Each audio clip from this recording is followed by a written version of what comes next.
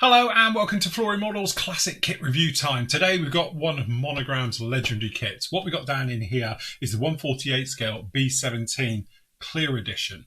So I never actually saw this one in the UK at the time when they were out. I have built obviously the normal kit, if you like, but I haven't actually seen it with the clear side as well, and I'm led to believe obviously you can do it as the normal one, but they're just giving you this fantastic side in the clear as well. So I thought we'd have a look at this particular kit.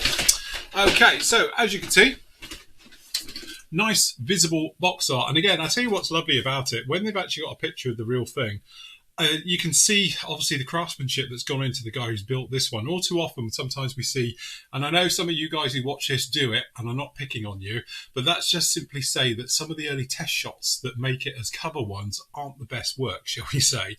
But in here he's done a great job down in here with the seam line, obviously joining up these parts and going through them as well with no proper visible glue marks.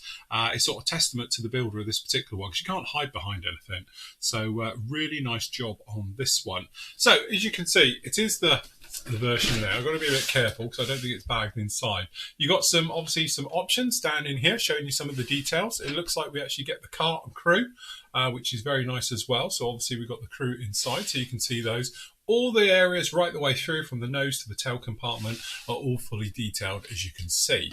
And then down on the other side, we've just got a normal version of it just down in there as well. So if you did want to go out and get this one, the kit number for this one is 5620, which is here. I'm trying to be a bit careful because it sounds like it's in a million bits in there. So we will see. So big thank you to Mikey in the US for sending me this one over.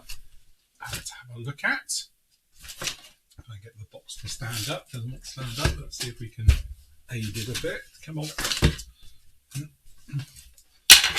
Hold on, there we go. I have to sit like that. Okay, so we're greeted by the nice strong insert. So insert fingers and pull. And there we have it. All right. So some very nice, very worn, talk about classic instructions down in there. We'll have a proper look through that in a moment. And then, as you say, I don't know if this would have been bagged back in the day or if it's not. I'm not too sure. But as you can see, we have got some bits that have come off the sprue, like the blades. Hopefully we've got another blade. There it is, it's down in there. So we've got a black sprue, we've got clear sprue, so obviously we've got the usual things for the clear parts, but also we get the clear sprue on this side. And again, we'll talk about that in detail at a moment. So we'll just put that safely out of the way. Then we're greeted by the standard plastic. So it's sort of done in this olive drab. And again, over the years of this being moved around, it's pretty scraped up and a bit gnarly. It is all raised details, as we know with this particular kit, but it has got some very nice ones, like the texture on the control surface and things like that. So as you can see, we've got those, and we've got another one. Okay, then we've got the main screw as well. So we've got both fuselages in there, and there's your crew in there. So we've got flight deck, we've got engines, and the various parts which we'll look about in a moment. And then down in here we have the the decals, which actually I think with a bit of blast of sun, I think those might be all right, weirdly. Okay, so that's those. And then down in the box, as you see, we're greeted with lots of little bits down in here. So we've got some of the bulkheads which has come away, we've got some of the bombs, I think we've got a couple of little aerials in there, so forth and so on. So we'll be a bit careful with those, but we'll pop them out of the way for the minute. Okay, so as always, we'll start in the instructions. It's like a proper treasure map the way it's yellowed. All right, down in here. So as you can see, pretty much is what we would expect from the old classic way of doing it. And then down into the guts of it, we can see this one all sort of going through down in here. Weirdly, as you can see, this is the assembly for the tail wheel system, how it plugs into the back, the actual area, which is probably more akin to how to do it in real life than the usual way of just poking it out through the floor. The ball turret's nice and simple, so again, it's literally just two halves with the guns that we popped in the middle. And then you've got detailed colour areas and notes as well about for the colour. And what colours you're going to be painting all the different areas down in here. It talks about obviously using decals as well for the details down in here. So again, another really nice touch with these. And then we've got the section down in here with the cradle for the ball turret to hang from. So those again, and it's probably going to be like a mini working part as well. So again, very nice to see that done. Then we're back over here to the chin turret. So we've got obviously the twin 50s in the chin, and then down in here obviously we've got the bomb aimers, the navigation, and obviously the turret areas down in here. And then again, full colour callouts for all the parts right the way through. Then we're up onto the flight deck. So obviously we've got the crew stations for the pilot and the co-pilot going in there. And then again, the rear bulkheads and all the detail painting that's going in with those. Then we've got that rear bulkhead, which I do believe is what the tail wheel is sitting from as well, going down in there. All right, so again, full details of all the parts you're using in multiple languages and everything as well, which is a nice touch. Then we're going about putting all the details to the insides of the fuselage halves. So again, all the various parts down in here, as you might imagine. And we're talking about the detailed parts, again, with the colour callouts right the way through, all the parts in very nicely. Bomb racks being installed, with obviously the bomb racks going in as well onto the halves. We've got the waist gunner positions being sorted out and done with those. And again, same thing on those ones as well for the front. And then we're working our way along to the flight deck glass. So obviously we've got the cockpit dart, we've got the dome, astrodome on the top, and then the forward one as well for the bomb aimers, and the bomb aimers bits and pieces in with that one. Then we're over to actually doing the gear. So we've got the gear with the wheel well system, obviously all being fitted in. We've got the landing lights going down in there. And then again, we've got the wing spars being fitted in, which is a sort of early version, I suppose, of what we now come to see all the time with the HK kits, was that really nice link system as that all pushes through. So we've got those ones in there as well. Then we got the top turret as well, or the top ventral station being fitted down up in there. And then we've got the forward turret as well on the top being set in. So very nice. And then again, same one for the waist guns for the actual, for the rears. Tail gun system being fitted in, tail planes going on there, and then we're over to the engines. So again, simple, nice one-piece engine, so you can detail all your painting up with that. Then we've got obviously the cowl flaps look like they're closed on this, a pin system to the actual forward section onto the prop as well. Same thing on the other side, got the exhaust going on, and then some aerials, bits and pieces. All right, so all of those. This is the little cradle truck or trolley, if you want to call it, for the bombs. So sorting that out. And then again, really nice detailed look about the inside and all the different areas, things like that. Full colour callouts, obviously down in here as well, and the sort of decal placement right the way through. And then obviously different versions as well, depending on which one you want to do. Really very nice indeed. So if we start with the decals, as you can see, these actually aren't too bad. I do wonder if you could get away with using them. They don't look like they've cracked or anything else like that. They look solid on the sheet. Obviously, add water is always the key.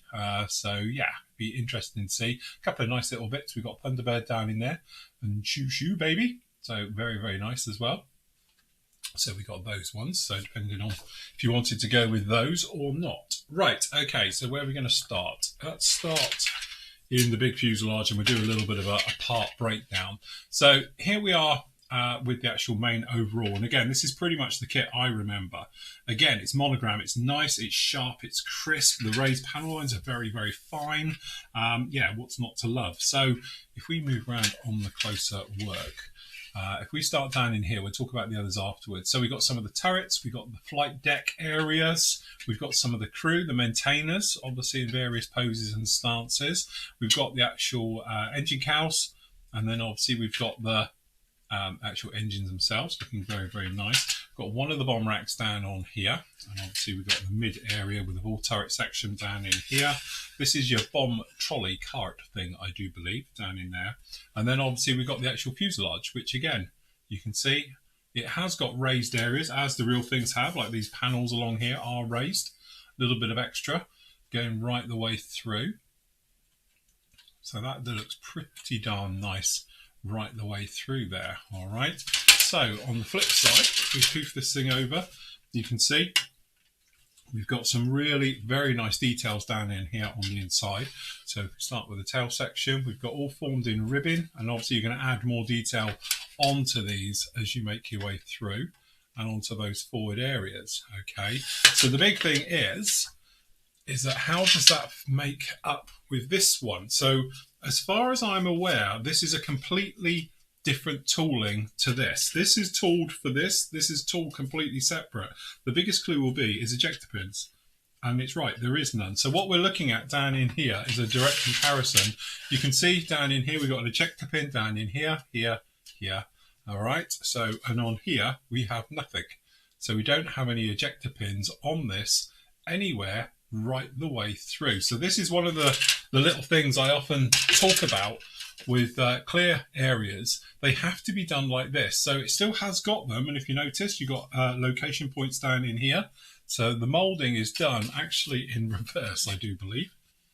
So again, really very, very nice. So you've still got the panel line in, but there's no ejector pins or form marks either. So one of the other big things as well is sometimes the other kit, it will have various things put in here, like side details and stuff like that, as we have got. Probably be easier to take this off. But you can see where we got the formers all on the inside and the various bits and pieces, and these lumps and bumps all over it and things like that, especially down in here at the front. All right, on that particular kit, as you can see in here, we don't have it, which is really nice. So when we're viewing it like this, if it is clear, we've got a clear view directly into the inside. Now, many manufacturers, and you know who you are, have all exactly the same, but they just do it in literally clear plastic, a shot of it, and then obviously they do one in normal plastic, in styrene. So, you know, this is the big difference. Also, this is rock hard, very, very strong. Again, it's like glass. So it's crystal clear. It's not a soft plastic. And to be honest, Tamiya, they're as guilty as anybody else for doing this type of thing as well, where it's literally a clear side. Is it? Because you've got texture and it's not nice. This is a polished mold to be able to produce this, to be absolutely, as you can see, crystal clear right the way through. And that's the beautiful thing about this actual version of the kit versus other ones that we see out there. So very, very, very nicely done. And again, when you're thinking about the age of this kit, it's light years ahead of anyone else for doing it as well. So well done to those. Whilst we're looking at the clear parts, let's have a look at the normal stuff in comparison. As you can see, it's the same plastic, that harder plastic.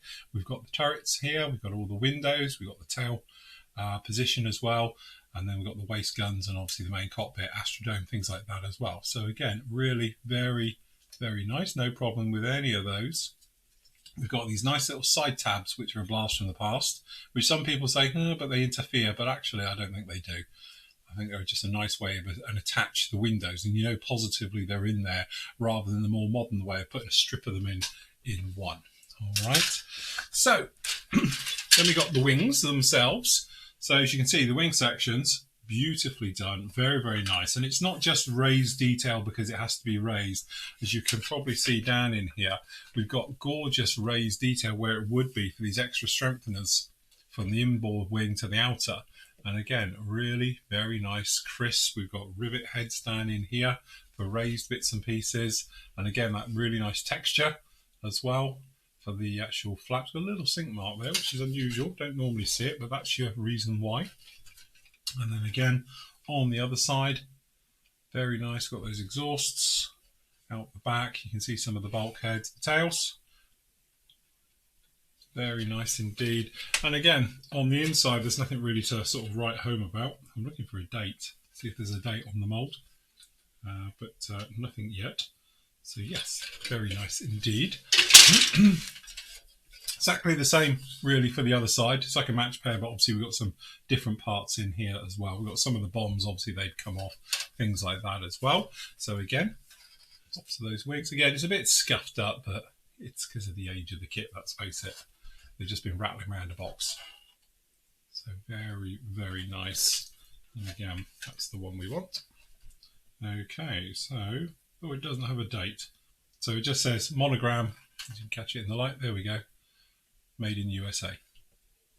So okay, just having a look now, it looks like the original kit came out in 1975, and then the clear edition of this particular one came out in 1979 the clear edition came out. There is a couple of other versions going around where it came with a Monogram Mustang as well and things like that. But yes, so there we go. 1975, so it's almost 50 years old, this kit. Again, cutting edge, beautiful, beautiful stuff. Okay, so now we've got the black sprue. So again, some really nice stuff down here. And again, it's little details like the wheels. Very nicely done. We've got the sort of the tread on there. We've got the hubs all molded into one. Very nicely done. We've got the wood effect for the floor as well, which is obviously running through. So that'll be really nice to work with. And again, we've got the props. All good.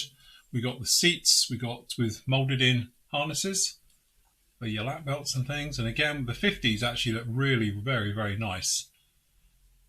So very, very nice indeed. Instrument panels a little bit, yeah. But again, everywhere else looks pretty darn good. This is the trolley wheels as well. And again, we've got the for the gun, for the chin gun aiming system, and the various parts to it like that. Wow. Real blast from the past. I tell you, a lot of companies can learn from this to mold this completely separate. It's got nothing to do with the kit at all, to redo it so you don't have all of that internal ribbing and structure, because it just ruins the effect. So you're not going to paint it, so you just don't want it there. Exactly what this kit is. And again, it's completely devoid of any ejector pin marks in there as well. So that's a really nice touch with it as well, that you don't have to worry about ejector pins, because obviously as soon as you try and remove them, you're going to lose that crystal clear look to it. So again, then you need to polish them and then usually gloss it or something else like that to keep that nice translucent sort of look for it as well. The other nice thing with this one as well is that the window's already moulded in, so you haven't got to worry about putting clear parts into it. So generally, looking at it now, you can understand how this is done, just tack glued probably all the way around, because all of the internal structure is glued to the other side of the fuselage, the solid side. So when you're looking through it, you're seeing a proper good representation. So there's no glue in probably any of these areas at all, because it doesn't need it. That's why really you're just seeing a small join with the white around the wings and a little bit down here around the front. The rest of it, I imagine, is literally all just straightforward push fit directly into it. But anyway, big thank you for Mikey for sending this one. It's great to have a look at this classic kit, especially in the details like this about the actual fuselage sections and things like that. Having never seen one of these before, it's actually really nice to see it. Anyway, that is Monogram's 1/48 scale clear edition B-17.